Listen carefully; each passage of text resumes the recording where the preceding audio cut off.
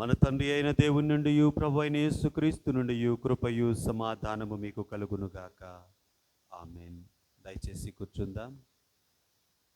మరొకసారి శ్రేష్టమైన ఆదివార సాయంకాల ఆరాధనకు చేరిన మీకు శుభాలను వందనాలను తెలియచేస్తూ ఉన్నాను. దేవుని వాక్యాన్ని మనము ధ్యానం చేసుకుందాం.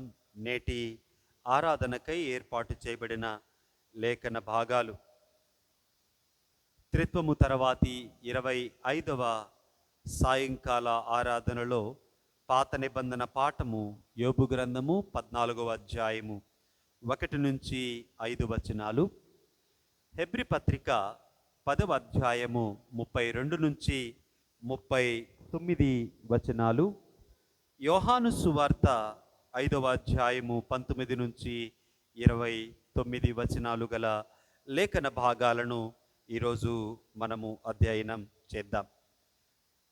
నేను చాలాసార్లు ఒక మాట సంఘమంతటి ముందు చెప్తూ ఉంటాను. ఏంటి అంటే, ఈ లెక్షనరీ చాలా ఆలోచనతో ప్రార్థనాపూర్వకంగా దైవజనులు పరిశుద్ధాత్మ ప్రేరితంగా ఈ లేఖన భాగాలన్నిటినీ 5 సంవత్సరాలకు విశ్వాసులకు అవసరమైన రీతిలో సమకూర్చారు అన్న సంగతిని నేను చాలాసార్లు సంఘములో మాట్లాడాను. మరలా ఈరోజు కూడా ఆ మాటను మరొకసారి మీ జ్ఞప్తికి తీసుకుని వస్తూ యోబు గ్రంథములోనికి మనము వెళదాం.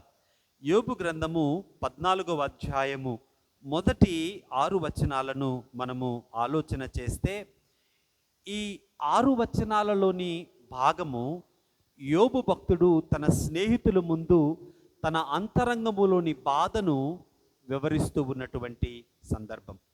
నా మాట స్పష్టంగా వినపడుతుంది కదా? వినపడుతుందా? దేవునికి మహిమ కలుగునుగాక. ఇంకొద్దిగా బయటికి పెట్టరా, ఇప్పుడు ఓకేనా? జాగ్రత్తగా మనము ఆలోచన చేస్తే ఈ మాటలు లేకుంటే ఈ వ్యాఖ్యలు ఏవైతే యోబు భక్తుడు మాట్లాడుతూ ఉన్నాడో, ఈ వ్యాఖ్యలు ప్రపంచములో ప్రతి మనిషికి ఉన్నటువంటి ప్రశ్నలే. ప్రతి సంస్కృతిలో, ప్రతి తత్వములో, ప్రతి ఫిలాసఫీలో ఈ ప్రశ్నలు మనకు కనపడతాయి. These are the questions of life. జీవితములో అత్యంత ప్రాముఖ్యమైన ప్రశ్న. మనందరి జీవితాల్లో కూడా చాలా ప్రశ్నలు ఉంటాయి, కానీ కొన్ని ప్రశ్నలు అందరికీ చాలా కామన్గా ఉంటాయి. కొన్ని ప్రశ్నలకు జవాబులు మనకు ఏదో ఒక రోజు దొరుకుతాయి. కొన్ని ప్రశ్నలకు మనకు సుదీర్ఘంగా కూడా జవాబులు దొరికే అవకాశము లేదు. కొన్ని ప్రశ్నలను జీవితంలో ఖచ్చితంగా మనం ఎదుర్కోవలసిన ఒక సమయం వస్తుంది. కొన్ని ప్రశ్నలు ఒకవేళ వాటికి జవాబులు మనకు దొరికినా దొరకకపోయినా అవి శాశ్వతమైనవి కావు, అవి తాత్కాలికమైనవి. కానీ ఈరోజు యోబు మన ముందుకు తీసుకొని వస్తూ ఉన్నటువంటి సందర్భం ఎలాంటిది అంటే, ప్రతి మనిషి తన జీవితంలో ఎదుర్కోవలసినటువంటి ఒక సందర్భం. 2, యోబు మాట్లాడుతూ ఉన్న మాట ప్రతి మనిషి అంతరంగములో ఉన్న ప్రశ్న. ఏంటో జాగ్రత్తగా మనము ఆలోచన చేద్దాం.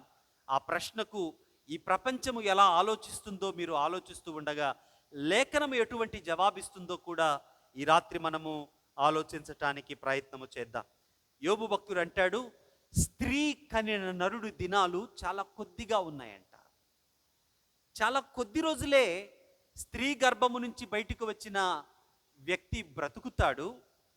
ఆ బ్రతుకు కూడా మిక్కిలి బాధతో ఉంటుందంట.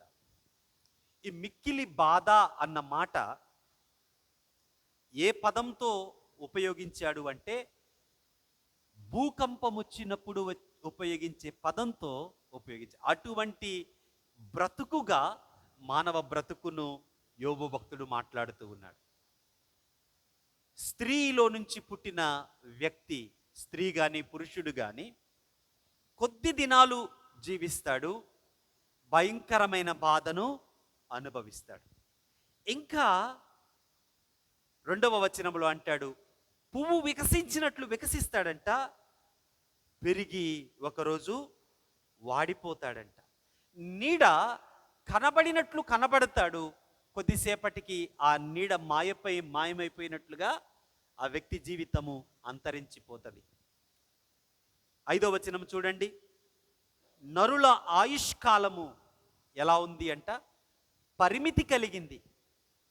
3 మాటలు ఉపయోగించాడు అక్కడ, ఆయుష్, నెలలు, తర్వాత వయ పరిమాణము. 3 పదాలు ఉపయోగించాడు. 3 పదాలలో మొదటిది ఆయుష్కాలానికి పరిమితి ఉంది, నెలల సంఖ్యకు పరిమితి ఉంది, వయ పరిమాణానికి పరిమితి ఉంది. అది ఏ స్థాయిలో పరిమితి ఉంది అంటున్నాడు? అయ్యా, మనిషిని నీవు పుట్టించావు, నీవు పుట్టించిన మనిషికి పరిమితి ఎలా నీవు పెట్టావు అంటే దానిని దాటలేడు ఏ మనిషి కూడా. అంటే నా జీవిత కాలము దేవుని యొక్క నిర్ణయం ప్రకారం ముగిశాక ఇంకో గంట ఎక్స్ట్రా బతుకుతానంటానికి అవకాశము ఎవరికీ లేదు. వయ పరిమితి, నెలలు, జీవిత కాలము నిర్ణయించబడింది. నిర్ణయించబడిన ఆ కాలాన్ని దాటగలిగిన వారు ఎవరు లేరు. ఒకే సందర్భాన్ని 3 రకాలుగా యోబు భక్తుడు మాట్లాడాడు. స్త్రీ గర్భములో నుంచి పుట్టిన వ్యక్తి చాలా కొద్ది దినాలు. పువ్వు వికసించినట్లు వికసిస్తాడు, నీడ కనిపించినట్లు కనిపిస్తాడు, పువ్వు వాడిపోతుంది, నీడ కూడా కనుమరుగైపోతుంది. వయ పరిమితి, మాసములు, దినములు నిర్ణయించబడ్డాయి, దాటగలిగిన వారు ఎవరూ లేరు. ఈ 3 మాటలు యోబు మాట్లాడాక ఇప్పుడు ఒక సూటి ప్రశ్న వేస్తున్నాడు. ఏమంటూ ఉన్నాడంటే, ఇలాంటి ఒక మనిషి జీవితము ఎలా ఉందయ్యా అంటే 4వ వచనంలో అంటాడు, పాప సహితునిలో నుండి పాపరహితుడు పుట్టగలిగిన ఎడల. అంటే ఇలాంటి జీవితము కలిగిన వ్యక్తి పాపి. ఎక్కడికి వెళుతూ ఉన్నాడంటే ఆదాము హవ్వల దగ్గరికి వెళుతూ ఉన్నాడు. ఆదాము హవ్వల దగ్గరికి వెళ్ళి, పాపి అయిన మనిషి అతి కొద్ది దినాలు బ్రతుకుతాడు, భూకంపం వంటి బాధను అనుభవిస్తూ బ్రతుకుతాడు, అతడు ఒక్క క్షణం కూడా ఎక్కువ బ్రతకలేడు. నువ్వు నిర్ణయించిన నిర్ణయం చొప్పునే బ్రతకాలి. అందులో ముగింపేంటి అంటే అతనిలో కనపడేది ఏంటంట, కేవలము పాపము మాత్రమే. పాప సహితునిలో నుండి పాపరహితుడు పుట్టగలిగిన ఎడల ఎంత మేలు, అలాగ ఎవడును పుట్టలేరు. అంటే యోబు ఏమంటున్నాడంటే నేను పాపిని అంటున్నాడు. ఇప్పుడు ఇంకొక 2 వచనాలు మనం గమనిద్దాం. ఒకటి, మానవ జీవితాన్ని మాట్లాడాడు. మానవ జీవితములో విడదీయలేని పాపాన్ని గురించి వివరించాడు. మానవ జీవితము, విడదీయలేని పాపము ఎక్కడికి వెళుతున్నాయంట? 3వ వచనం చూడండి, అట్టి వాని మీద నీవు కనుదృష్టి ఉంచి ఉన్నావు. ఎక్కడికి తీసుకెళ్తున్నాడంట కనుదృష్టి ఉంచి? అలాంటి వాని మీదంట ఆయన చూపు పెట్టి, ఆయన చూస్తే ఆయనకు కనపడంది ఏముంటది? ఆయన చూస్తే ఆయనకు కనపడేదేంటి? ఇంకా జాగ్రత్తగా ఆలోచన చేయండి. పాపి అయిన మనిషి, కొద్ది జీవిత పరిమాణము కలిగిన మనిషి జీవితాన్ని తీక్షణంగా దేవుడు చూస్తే కనపడేదేంటి? కేవలము పాపము మాత్రమే. అటువంటి మనిషికి దేవుడు తీర్పు తీరిస్తే మిగిలేదేంటండి? శిక్ష తప్ప ఇంకేమీ అవకాశము లేనే లేదు. అందుకే చూడండి, తీర్పు నొందుటకై నన్ను నీ ఎదుటకి రప్పించావయ్యా. అంటే ఏం మాట్లాడుతున్నాడు యోబు అంటే, నాలో పాపం ఉంది, నేను ఒప్పుకుంటున్నాను, కానీ ఆ పాపం ఏంటో నాకు తెలియదు. నాలో ఏదో పాపం ఉంది. ఎందుకు? పాపి అయిన ఆదాము నుంచి పుట్టే ప్రతి మనిషి పాపే. నాలో పాపం ఉంది, కానీ ఆ పాపం ఏదో నాకు తెలియదు. కానీ నువ్వు నాకు తీర్పు తీర్చావు. అర్థమవుతుందా యోబు మాట? నువ్వు నాకు తీర్పు తీర్చావు, ఇంత భయంకరమైన శిక్షను నాకు వేశావు. 6వ వచనం చూడండి ఏమనుందో. చదివి సహాయం చేయండి. కూలివారి వలె తమకు నియమించబడిన పనిని వారు ముగించు వరకు వారు విశ్రమము నొందునట్లు వారి వైపు చూడొద్దు. అంటే ఇప్పుడు దేవుణ్ణి మనిషిని దేంతో పోలుస్తున్నాడంటే, పనిచ్చిన ఒక యజమానుడితో పని పొందుకున్న ఒక కూలివానితో పోలుస్తూ ఉన్నాడు. యజమానుడు పనిచ్చి కూలివాని వైపే తీక్షణంగా చూస్తూ ఉంటే ఈ కూలివాడు ఒక్క సెకనన్న విశ్రాంతి తీసుకుంటాడా? తన యజమానుడు తీక్షణంగా తాను చూస్తూ ఉన్నాడు అన్న భయంతో ఒక్క సెకనన్నా అతను విశ్రమించటానికి అవకాశం ఉందా? ఆ ఉదాహరణతో మాట్లాడుతూ ఉన్నాడు యోబు భక్తుడు. అయ్యా, నాకు మిగిలేదేంటి? నువ్వు నన్ను తీర్పు తీరిస్తే నాకు మిగిలేదేంటి? శిక్ష తప్ప నాకు వచ్చేదేంటి? నిజమే ప్రియులారా, మానవ జీవితము ఒక రోజున దేవుని ఎదుట నిలబడబోతూ ఉంది. ప్రతి సంస్కృతి ఈ సంగతిని చెబుతూ ఉంది. ఏదో ఒక రీతిగా ఈ విషయాన్ని ప్రతి ఫిలాసఫీ తెలియచేస్తూనే ఉంది. కానీ ఎన్ని రకాల జవాబులు ఉన్నాయో వాటన్నిటిని నేను మీ మధ్యకు తేవట్లేదు. కానీ అటువంటి ఒక భయంకరమైన మానవ జీవితములోని సమస్యకు లేఖనము ఎటువంటి జవాబిస్తుందో మాత్రం ఈరోజు నేను మీ ఎదుట స్పష్టంగా మాట్లాడడానికి ఇష్టపడుతున్నాను. అయితే లేఖనములోని జవాబును మరింత లోతుగా మనం వెతికే ముందు అసలు యోబుకు ఎలాంటి జవాబు దొరికింది? ఇటువంటి ఒక నిరాశ స్పృహలో నిరీక్షణ లేని ఒక పరిస్థితిని తన నోట మనం వింటూ ఉంటే తన భవిష్యత్తులో ఏమైనా ఆశను పొందుకున్నాడా? ఈ ప్రశ్నకు తనకు ఎక్కడైనా జవాబు దొరికిందా? ప్రతి మనిషి దేవుని తీర్పును ఎదుర్కోవలసిందే. దేవుని తీర్పును మనిషి ఎదుర్కొన్నప్పుడు పాప సహితునిలో నుండి పాపరహితుడు పుట్టలేడు. కనుక మనిషి దేవుని యొక్క తీర్పుకు గురి కావలసిందే. మనిషి దేవుని తీర్పును తప్పించుకోలేడు. కానీ పాత నిబంధనలోనే యోబుకు కలిగిన నిరీక్షణ ఏంటి అంటే 19వ అధ్యాయములో మనం చూస్తాం. చూడండి, యోబు గ్రంథము 19వ అధ్యాయము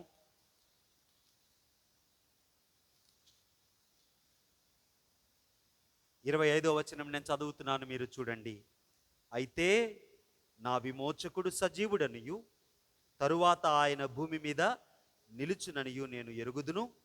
ఇలాగు నా చర్మము చీకిపోయిన తరువాత శరీరముతో నేను దేవుని చూచెదను, నా మట్టుకు నేనే చూచెదను. ఎలా చూస్తాడో తనకు తెలియదు, స్పష్టత లేదు. కానీ పాత నిబంధన విశ్వాసిగా ఒక విషయాన్ని మాత్రం ఆ కన్ఫ్యూజన్లో నుంచే, ఆ హోప్లెస్నెస్లో నుంచే యోబు భక్తుడు మాట్లాడుతున్నాడు. ఏంటి అంటే, one day I will see my redeemer. ఒక విషయం నాకు తెలుసు, నేను నా విమోచకుడిని చూస్తాను, ఆయన సజీవుడు. సజీవుడైన నా విమోచకుడిని చూసినప్పుడు నేను కూడా లేచి ఆయన ఎదుట నిలబడతాను. అంతవరకే అర్థమైంది యోబుకు. ఎస్, భయంకరమైన నిరీక్షణ లేని ఒక సంగతిని మాట్లాడి ఒక విశ్వాసిగా, బైబిల్ విశ్వాసిగా తన జీవితంలో నుంచి ఒక నిరీక్షణను అస్పష్టంగానే తెలియచేస్తూ ఉన్నాడు యోబు భక్తుడు. అయితే నూతన నిబంధన వెలుగులో ఇటువంటి ఒక జీవిత ప్రశ్నకు ఎటువంటి జవాబు దొరుకుతుందో ఈరోజు మనకున్నటువంటి సువార్త పాఠము, పత్రిక పాఠాన్ని మనం అధ్యయనం చేస్తే మనకు స్పష్టంగా అర్థమవుతుంది. చూడండి, సువార్త పాఠము ఈరోజు మనకు ఉన్నటువంటి సువార్త పాఠం యోహాను సువార్త 5వ అధ్యాయము 19 నుంచి 29 వచనాలు. యోహాను సువార్త 5వ అధ్యాయము 19 నుంచి 29 వచనాలు.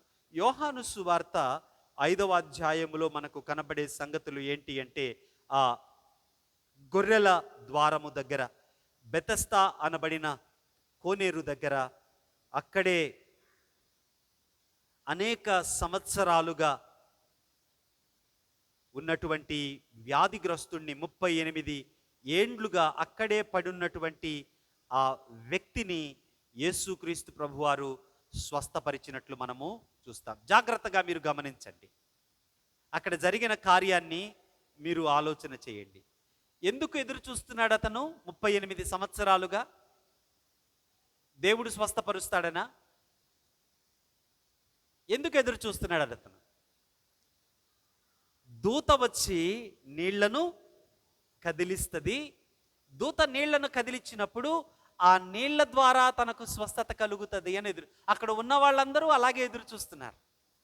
కానీ యేసుక్రీస్తు ప్రభువారు అక్కడి ఉన్నవారి విశ్వాసమునకు భిన్నంగా ఒక మాట చెప్పాడు. లే, నీ పరుపెత్తుకొని ఇక్కడి నుంచి వెళ్ళిపో. స్వస్థత ఎలా రావాలి ఆ ప్రదేశంలో? మొట్టమొదటిగా నీళ్లు కదిలించబడగానే మొట్టమొదటిగా ఎవరైతే ఆ నీళ్ళను తాకుతారో వారికి స్వస్థత వస్తుంది. కానీ దానికి కాంట్రరీగా, దానికి భిన్నంగా యేసుక్రీస్తు ప్రభువారు అంటూ ఉన్న మాట, లే, నీ పరుపెత్తుకొని వెళ్ళిపో. ఈ అధికారాన్ని శాస్త్రులు, పరిసయ్యులు తట్టుకోలేకపోయారు. రెండవ సంగతి అక్కడ జరిగింది. ఆ రోజు విశ్రాంతి దినం. విశ్రాంతి దినాన యేసుక్రీస్తు ప్రభువారు చేసిన స్వస్థత కార్యము, విశ్రాంతి దినాన ఆ వ్యక్తి తన పరుపునెత్తుకొని అక్కడి నుంచి వెళ్ళడము వారి యొక్క ఆచారాన్ని ప్రశ్నించింది, వారి అధికారాన్ని ప్రశ్నించింది. తట్టుకోలేకపోయారు. ఆ సందర్భములో వారు వేసిన ప్రశ్నలు, యేసుక్రీస్తు ప్రభువారికి వారి మధ్యకు జరిగిన సంభాషణ, ఆ కోవలో ఉన్నటువంటి భాగము ఈరోజు మనకున్నటువంటి లేఖన భాగం. యోహాను సువార్త 5వ అధ్యాయము 19 నుంచి 29 వచనాలు. యేసుక్రీస్తు ప్రభువారి ఈ భాగములో అనేక గొప్ప సంగతులు మాట్లాడాడు. ఒకటి, తండ్రితో తాను ఎలాగూ సమానమో చెప్పాడు. తండ్రితో తాను ఎలా ఐక్యమై ఉన్నాడో చెప్పాడు. తండ్రి తనను ఎలా ప్రేమిస్తూ ఉన్నాడో చెప్పాడు. తండ్రికి తాను ఎలాగా ఇష్టపూర్వకంగా విధేయుడయ్యాడో, తండ్రి ఎలాగా ఇష్టపూర్వకంగా కుమారుడుకు అన్ని తెలియచేస్తూ ఉన్నాడో, ఈ సంగతులన్నీ తెలియచేశాడు. అంతేకాకుండా ఈ భాగములోనే యేసుక్రీస్తు ప్రభువారు అంటారు, నేనే తీర్పు తీర్చువాడను. చూడండి,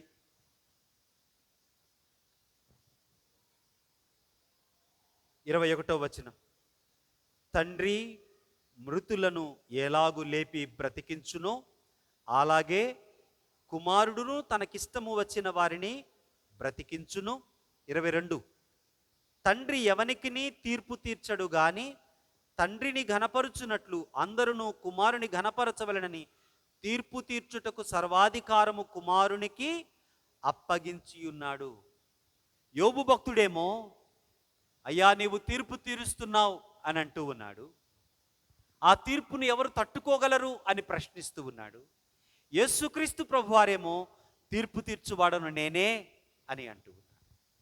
యోబు భక్తుని యొక్క ప్రశ్నలో, నీవు న్యాయముగా తీర్పు తీరిస్తే ఎవరైనా ఆ తీర్పును తప్పించుకోగలరా?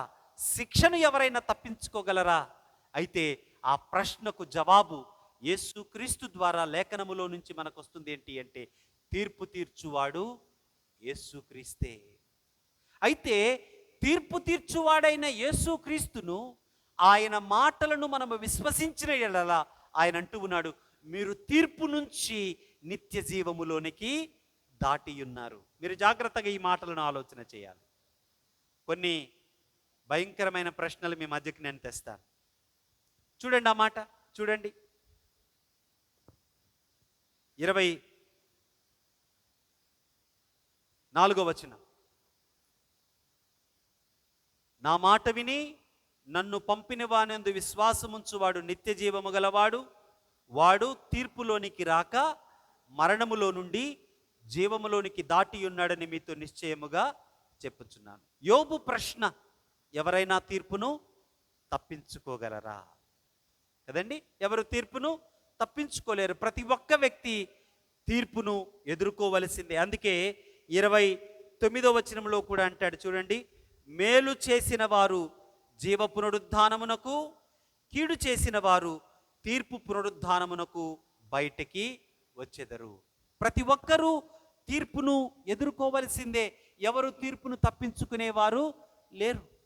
అయితే యేసుక్రీస్తు ప్రభువారి మాటను విని ఆయన యందు విశ్వాసముంచువారు తీర్పును తప్పించుకొని ఎక్కడికి ప్రవేశిస్తారంట? నిత్య జీవములోనికి. ఇదేదో ఎస్కేప్ థియరీ బాగుంది కదా, నా మాట అర్థమవుతుందా? ఇదేదో ఎస్కేప్ థియరీ బాగుంది కదా. ఏంటి, ఎవరు కూడా తీర్పును తప్పించుకోలేరని ఒక పక్కన మాట్లాడుకుంటూ ఉంటే, ఇంకో పక్కన ఏమంటూ ఉన్నాం? యేసుక్రీస్తు నమ్ముకుంటే తీర్పు లేదు అంటూ ఉన్నాం. Is it not an escape theory?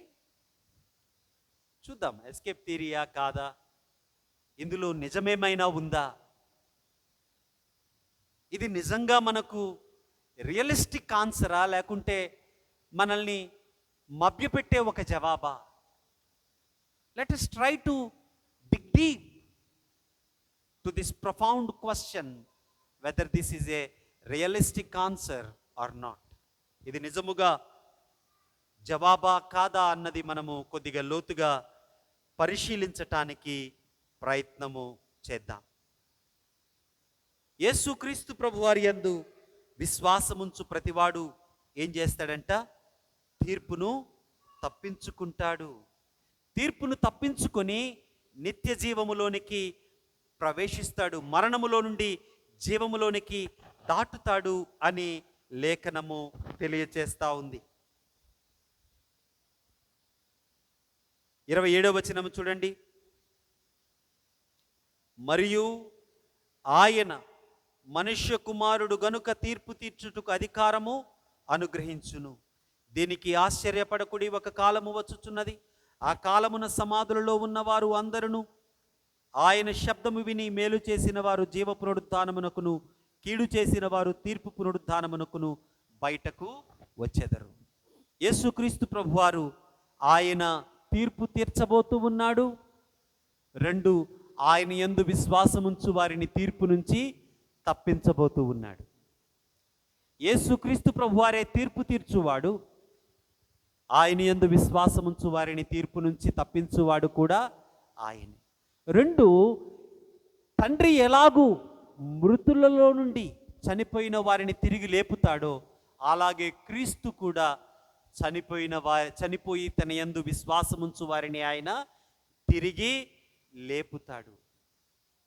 ఇవన్నీ ఆయన మనకు చెప్తూ ఉన్నాడు. అయితే మన ప్రశ్న, ఆయన చెప్పిన మాట ఎంతవరకు నమ్మదగిన మాట?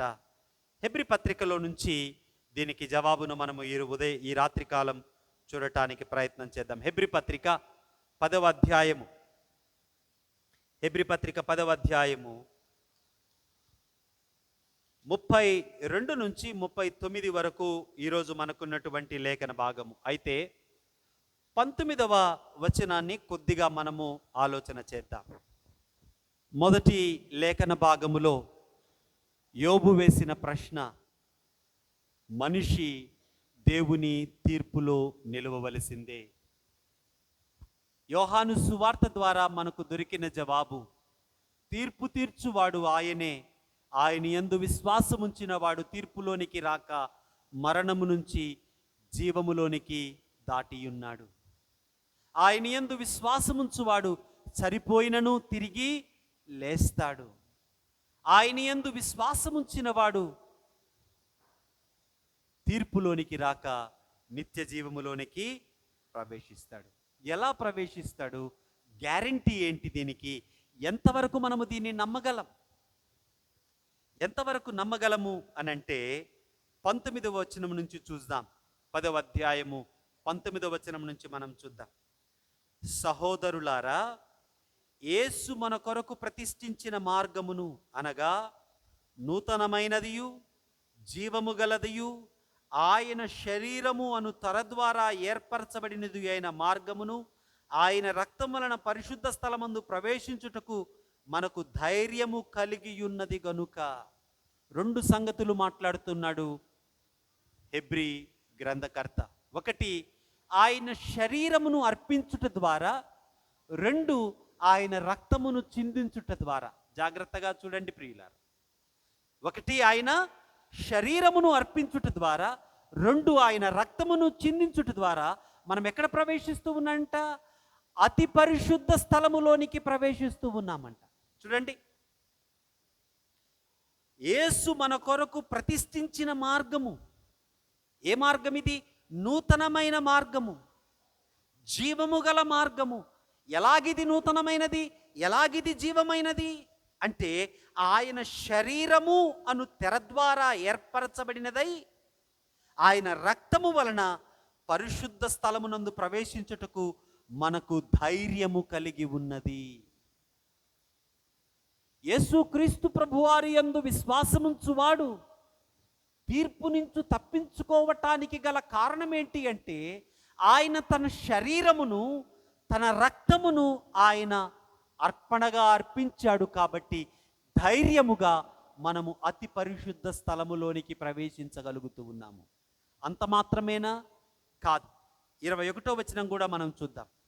దేవుని ఇంటి పైన మనకు గొప్ప యాజకుడున్నాడు గనుక. 3 సంగతులు. 1, ఆయన శరీరము అప్పగించబడింది. 2, ఆయన రక్తము చిందించబడింది. 3, యాజకుడు మన కొరకున్నాడు. ఒక్క నిమిషం ఇక్కడ ఆగుదాం. 3 సంగతులు మీకు నేను 3 వచనాలలో వివరించాను. దానికంటే ముందు మరొక 3 సంగతులను ఈ 10 అధ్యాయాలలో నుంచి నేను మీకు వివరిస్తాను.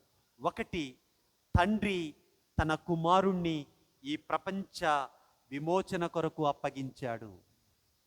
మొదటి 7 అధ్యాయాల నుండి భాగం ఇది. 2, కుమారుడు ఈ ప్రపంచ విమోచన కొరకు తనను తాను అప్పగించుకున్నాడు. 3, తండ్రి కుమారులు యోచించిన విమోచనను పరిశుద్ధాత్ముడు మానవాళికి అన్వయిస్తూ ఉన్నాడు. ఈ భాగాలను 3 భాగాలుగా 1వ అధ్యాయం నుంచి 10వ అధ్యాయం వరకు హెబ్రీ గ్రంథకర్త వివరిస్తూ ఉన్నాడు. ఎక్కడి నుంచి వివరిస్తూ ఉన్నాడు? పాత నిబంధన గ్రంథములో నుంచి.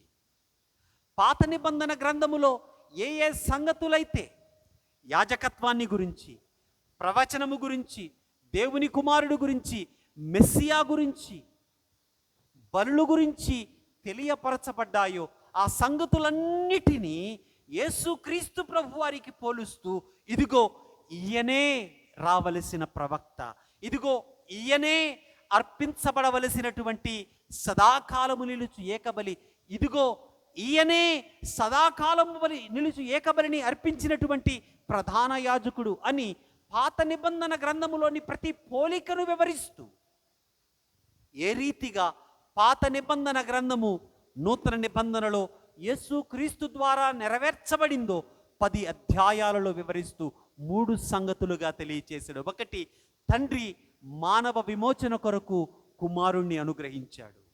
కుమారుడు తండ్రి చిత్తానికి విధేయుడై మానవ విమోచన కొరకు తనను తాను అప్పగించుకున్నాడు. తండ్రి కుమారుల యొక్క విమోచన ప్రణాళికను పరిశుద్ధాత్ముడు మనుషులందరికీ అన్వయిస్తూ ఉన్నాడు. కాబట్టి అవన్నీ వివరించిన తరువాత గ్రంథకర్త ఇక్కడికి వచ్చి అంటున్నాడు, ఇదిగో ఆయన శరీరము అప్పగించబడింది, ఆయన రక్తము చిందించబడింది. ఎలా? ప్రతి ఏటా ప్రధాన యాజకుడు ముందు తనను తాను ప్రోక్షించుకొని, ప్రతి సంవత్సరానికి ఒకసారి ప్రధాన యాజకుడు తనను తాను పరిశుద్ధపరుచుకొని తన కొరకు ఒక బలిని అర్పించి ఆ ప్రోక్షణ రక్తమును అతి పరిశుద్ధ స్థలములోని వస్తువులపైన జల్లి, దేవాలయము చుట్టూ జల్లి తనను తాను ప్రోక్షించుకొని అప్పుడు మనుషుల యొక్క విమోచన కొరకు అతి పరిశుద్ధ స్థలములోనికి ప్రవేశించేవాడు. అయితే ఈ ప్రధాన యాజకుడు, దేవుని ఇంటి పైన ఉన్నటువంటి ఈ ప్రధాన యాజకుడు, ఈయనే పరిశుద్ధుడు కనుక ఈయనకు ప్రత్యేకమైన ప్రోక్షణ రక్తము అవసరము లేదు. 2, ఈయనే బలి పశువు గనుక తన శరీరమును తన రక్తమును చిందిస్తూ ఉన్నాడు. ఈయన సంవత్సరానికి ఒకసారి అర్పించబడవలసిన అవసరము లేని పరిశుద్ధమైన సదాకాలము నిలుచు ఏకబలి. బలి పశువు ఆయనే, అర్పించినవాడు ఆయనే. కాబట్టి ఆయన శరీరమును బట్టి, ఆయన రక్తమును బట్టి, ఆయన యాజకత్వమును బట్టి మనము ధైర్యముగా ఎక్కడికి ప్రవేశిస్తున్నామంటే ఇప్పుడు అతి పరిశుద్ధ స్థలములోనికి ప్రవేశిస్తూ ఉన్నాం. This is not something of some kind of positive thing. ఈరోజు చాలా చోట్ల పాజిటివ్ మీటింగ్స్ జరుగుతూ ఉంటాయి. చాలా చోట్ల మంచి చెప్పుకో, మంచి మాట్లాడు, నీకు మంచి జరుగుతుంది, అలాంటి ఒక భావన కాదు ఇది. This is the real answer for the problem that Job was questioning. యోబు ప్రశ్నిస్తూ ఉన్నటువంటి ప్రశ్న, ఏ మనిషి అయినా తీర్పును తప్పించుకోగలడా? ఎస్, తప్పించుకోగలడు. ఎవరు? యేసు క్రీస్తునందు విశ్వాసం ఉంచిన వాడు. కారణం, తీర్పు తీర్చువాడు ఆయనే. ఆయన యందు విశ్వాసం ఉంచినప్పుడు తీర్పు నుంచి నువ్వు తప్పించుకుంటావు. This is not some escape theory. ఇదేదో నీవు తీర్పు నుంచి తప్పించుకోవటానికి ఒక తప్పించుకునే మార్గం కాదు,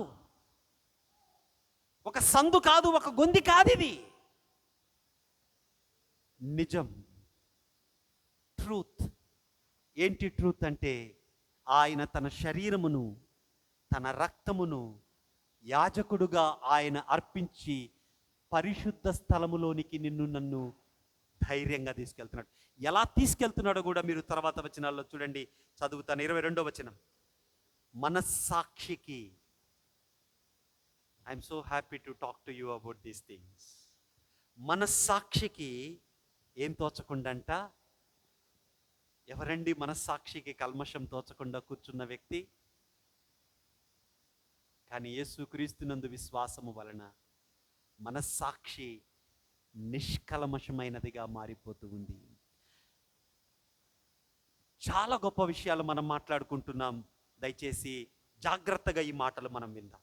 మనస్సాక్షికి కల్మషము తోచకుండునట్లు మన హృదయాలు ఏమయ్యాయంట? ఆయన అప్పగించిన శరీరము ద్వారా, ఆయన చిందించిన రక్తము ద్వారా, ఆయన జరిగించిన యాజకత్వము ద్వారా కల్మషము లేని మనస్సాక్షిగా మన హృదయాలు ప్రోక్షించబడ్డాయంట. our hearts are sprinkled. ప్రోక్షించబడిన హృదయములు గలవారమును, ఇంకోటి ఏంటంట, నిర్మలమైన ఉదకముతో స్నానము చేసిన శరీరములు కలిగిన వారము.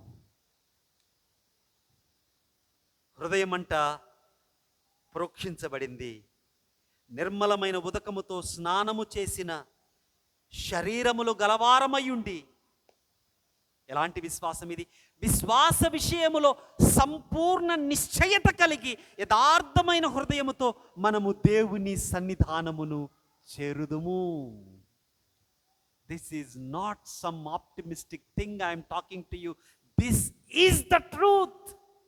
ఇది నిజం, ఇది సత్యం. ఎందుకు అంటే ఆయన శరీరము అప్పగించబడింది, ఆయన రక్తము చిందించబడింది. ఈ కార్యమును జరిగించింది కూడా ఆయనే. జరిగించి నీ మనస్సాక్షిని ఆయన నిర్మలమైనదిగా ప్రోక్షించాడు. ఉదకమనే స్నానము చేత ఆయన నీ శరీరమును పవిత్రపరిచాడు. అందుకే విశ్వాసము ద్వారా కృపచేత నీవు నీతిమంతుడివిగా తీర్చబడ్డావు. గలతీ 3:26 అంటాడు, యేసుక్రీస్తునందు విశ్వాసం వలన మీరు దేవుని కుమారులై ఉన్నారు. యేసుక్రీస్తులోనికి బాప్తీసం పొందిన మీరు యేసుక్రీస్తును ధరించుకున్నారు. యేసుక్రీస్తును ధరించుకున్నారు.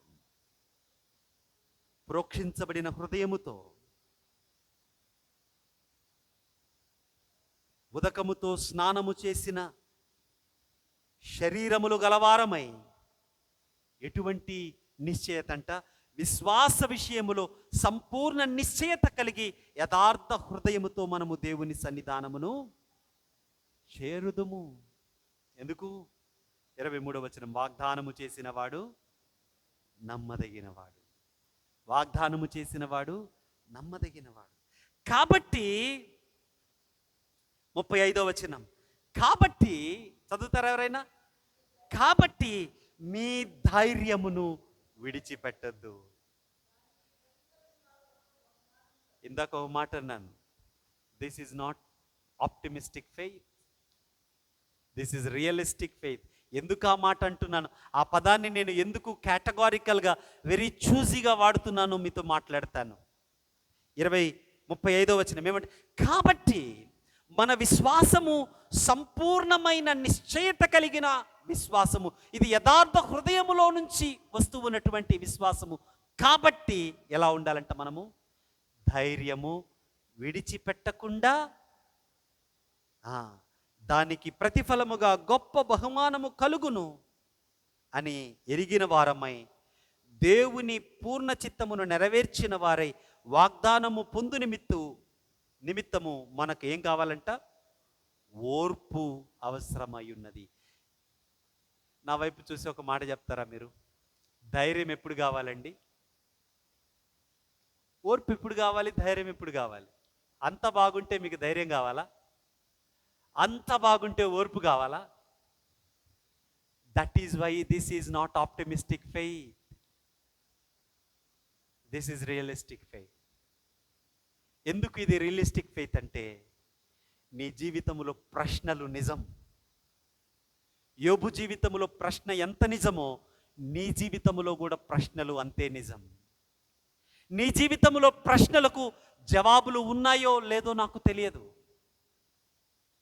జవాబులు ఉన్నా లేకున్నా ఎలా నువ్వు బ్రతకగలవంటే, ధైర్యాన్ని విడిచిపెట్టకుండా ఓర్పుతో బ్రతకగలవు. ఎందుకు ధైర్యాన్ని విడిచిపెట్టకుండా ఓర్పుతో బ్రతుకుతావు అనంటే, నీ జీవితంలో ఉన్న పరిస్థితులు నిజమైన పరిస్థితులు అవి. నేను బాగున్నాను బాగున్నాను బాగున్నాను అని కళ్ళు మూసుకొని 400 సార్లు అంటే సడన్గా నీ పరిస్థితులు ఏం మారిపోవు.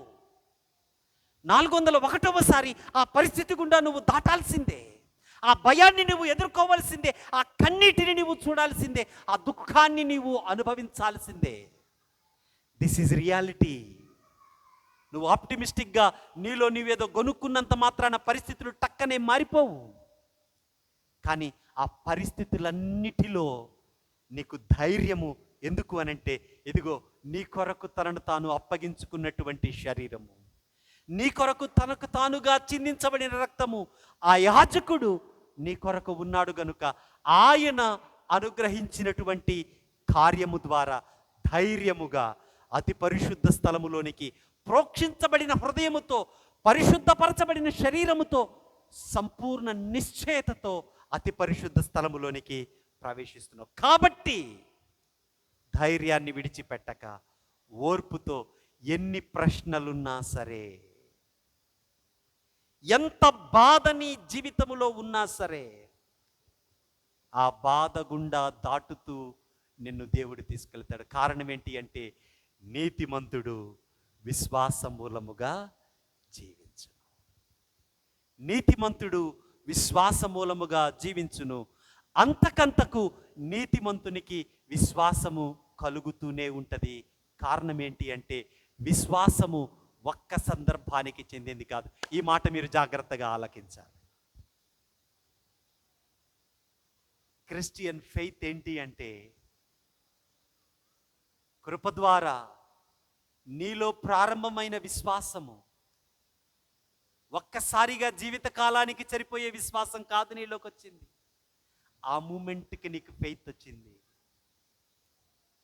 ఆ మూమెంట్కి ఫెయిత్ వచ్చిన నీవు ధైర్యముతో, ఓర్పుతో, ఒక అడుగు విశ్వాసముతో ముందుకు వేసినప్పుడు, మరుసటి సందర్భానికి కావలసిన విశ్వాసాన్ని ఎప్పటిదాకా ఇలా దేవుడు నీకు విశ్వాసాన్ని ఇస్తాడు? ఎప్పటిదాకా? చనిపోయేంత వరకు. ఇప్పుడు ఒక మాట చదవండి, రోమాపత్రిక 1వ అధ్యాయము,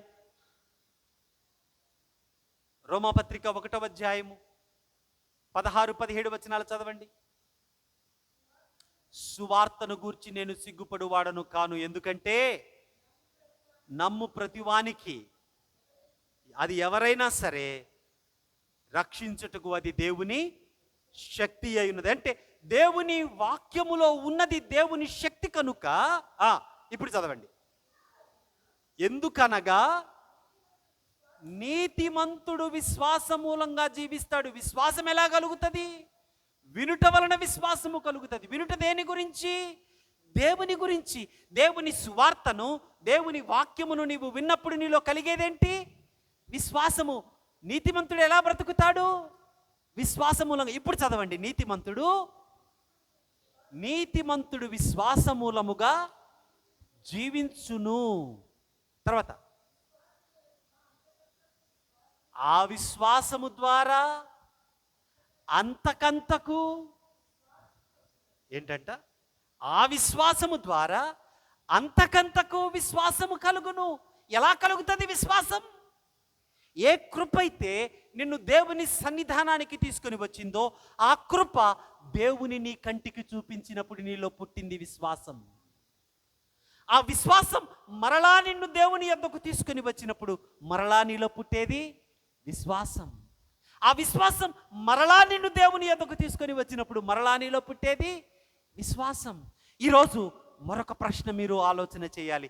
ఎందుకు విశ్వాసము నీలో కంటిన్యూస్గా ఉండట్లా?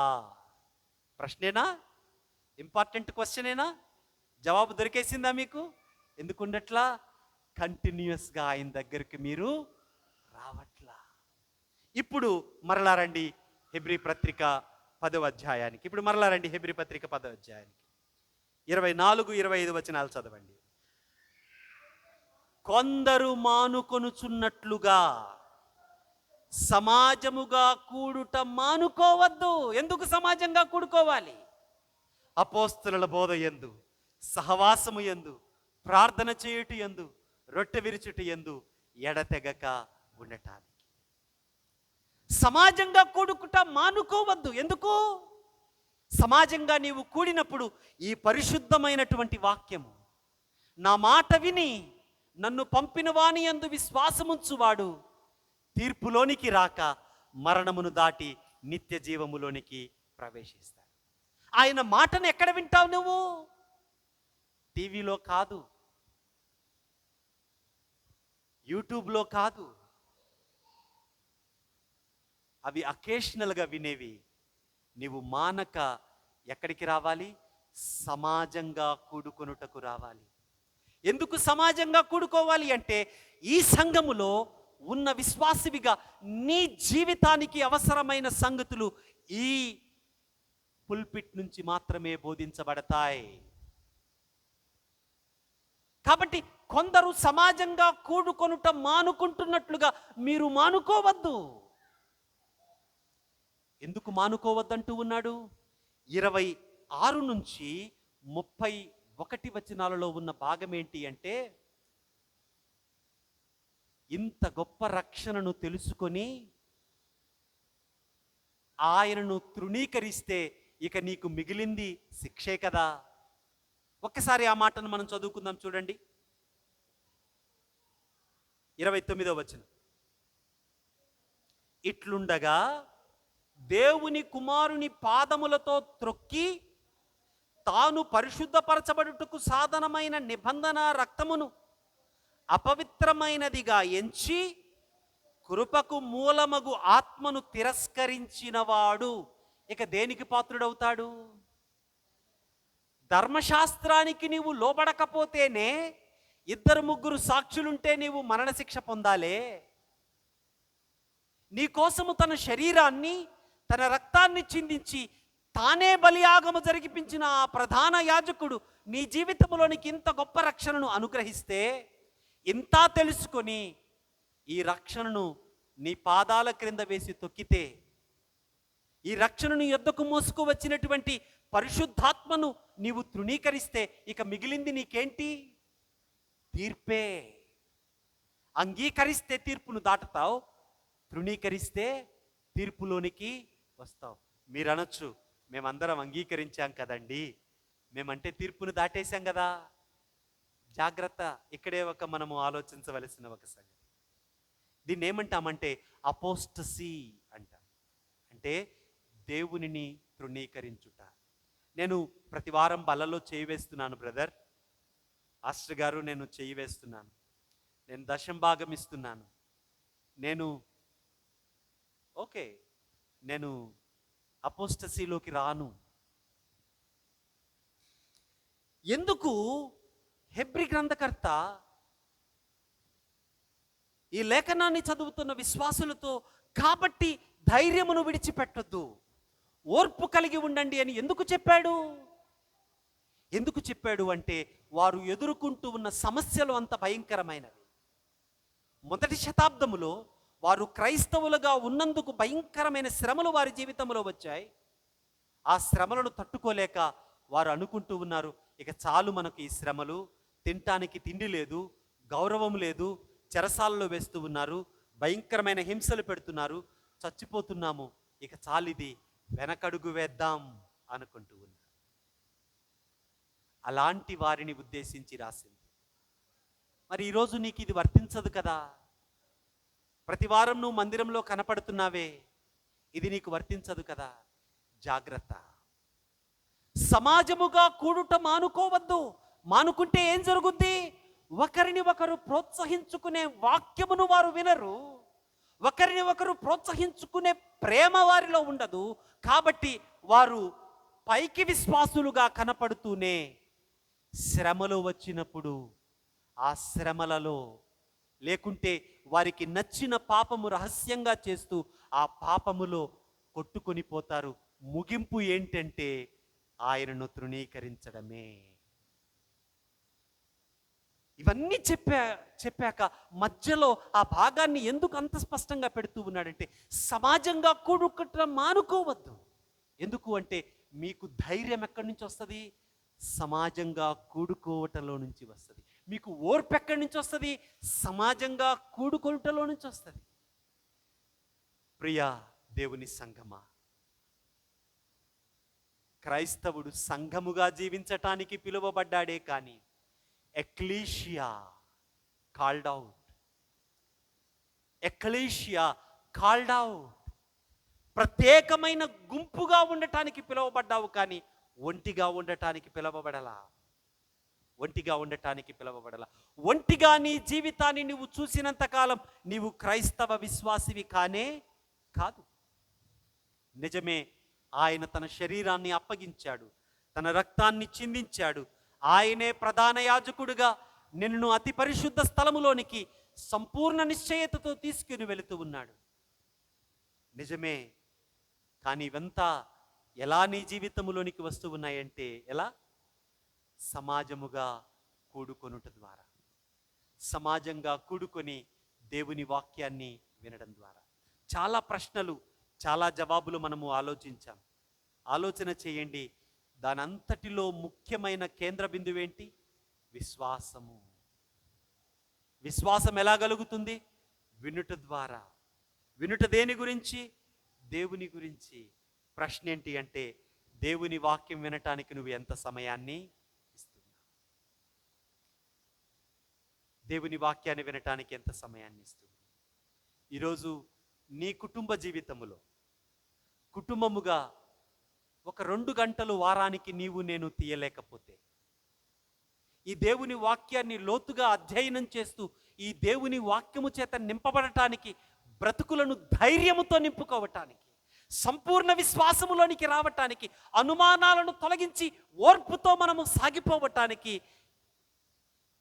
నీ హృదయాలను నింపే వాక్యము దగ్గరికి మనం రాకపోతే రక్షించేది ఎవరికి? మనలను ఎవరు రక్షిస్తారండి? ఇన్ఎవిటబిలిటీ ఏంటి అంటే, ఒకరోజు ఆయన తీర్పులో మనం నిలబడబోతూ ఉన్నాం. ఇంకొక ఇన్ఎవిటబిలిటీ ఏంటి అంటే, నిర్లక్ష్యం చేస్తూ దేనిని? దేవుని వాక్యాన్ని. దేవుని వాక్యము క్రమముగా నీ జీవితంలోనికి రాకుండా అంతకంతకు విశ్వాసము కలిగే అవకాశము లేదు. అంతకంతకు విశ్వాసము కలగకపోతే పాపాన్ని నీవు జయించే అవకాశము లేదు. అంతకంతకు విశ్వాసము కలగకపోతే ధైర్యముతో ఓర్పు కలిగి అతి పరిశుద్ధ స్థలములోనికి ప్రవేశించే అవకాశము లేదు. ఏం చేస్తావు? నటిస్తావు. ఏం చేస్తావు? నటిస్తావు. విశ్వాసిగా నటిస్తావు, భక్తిపరుడుగా నటిస్తావు. అవసరం లేదు, నటించాల్సిన అవసరం లేదు. మరలా చెప్తూ ఉన్నాను, దిస్ ఈజ్ రియలిస్టిక్ ఫెయిత్. ఈ విశ్వాసము హంఫట్టని నీ జీవితంలో సమస్యలను తీసివేయదు, కానీ ఆ క్షణానికి నీ జీవితంలో ఉన్న సమస్యను దాటగలిగే ధైర్యాన్ని, ఓర్పును సమాజంగా కూడినప్పుడు ఈ వాక్యములో నుంచి నీకు దేవుడు అనుగ్రహిస్తాడు. కాబట్టి అంటూ ఉన్నాడు, సమాజముగా కూడుకొనుట మానద్దు. ఆ వచనాన్ని చదువుకొని మనం ముగించుకుందామా? కొందరు మానుకొనుచున్నట్లుగా సమాజముగా కూడుట మానుక ఒకరినొకడు హెచ్చరించుచు ఆ దినము సమీపించుట మీరు చూచిన కొలది. ఏ దినము? ఆయన రాకడ దినము, ఆయన తీర్పు దినము మిమ్మల్ని సమీపించుట మీరు చూచిన కొలది ఏం చేయాలంట? మరి ఎక్కువగా అలాగు చేయుచు ప్రేమ చూపుటకును సత్కార్యము చేయుటకును ఒకరినొకడు పురికొల్పవలనని ఆలోచింతుము. ఇలా సమాజంగా కూడుకున్నప్పుడు మీ జీవితంలోని ప్రశ్నలు వేరే, ఇటువైపు ప్రశ్నలు వేరే. ఎవరు ఒకరి జీవితంలోని ప్రశ్నలకు ఇంకొకరు జవాబులు ఇవ్వలేరు. కానీ ఈ వాక్యము ప్రతి ఒక్కరి జీవితానికి జవాబులు ఇవ్వగలదు.